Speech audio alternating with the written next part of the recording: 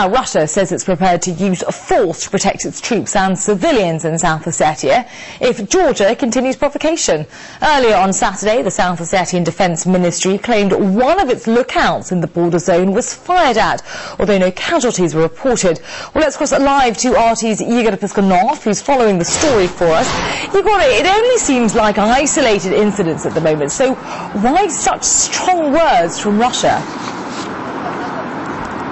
Well, although South Ossetian authorities don't report any injuries in this alleged attack, and Georgian authorities do reject all allegations that these mortar shots came from Georgian territory, Russia's defense ministry has called it a provocation and has said that this is not the first such provocation in the last 4 days. The defense ministry has said that mortar shots were being fired from Georgian territory at South Ossetia since July 29th, and now it said that it's ready to use all the resources that it has to defend South Ossetian citizens, Russian citizens, and Russian peacekeepers in the region.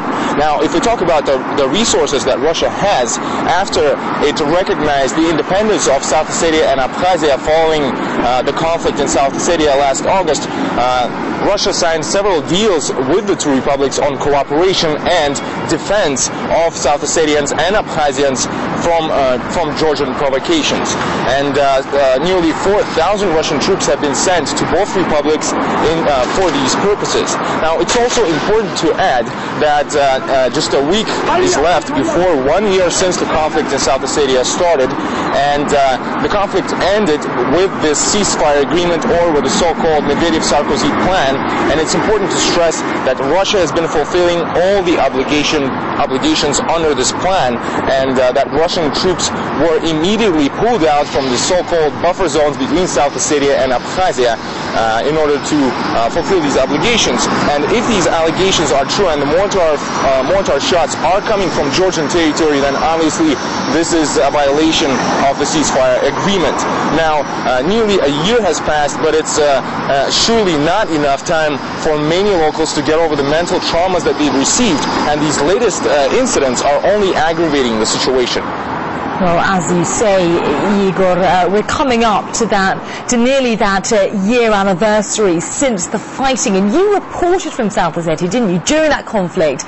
It's been almost 12 months, but emotions, well, they're still running very high, aren't they?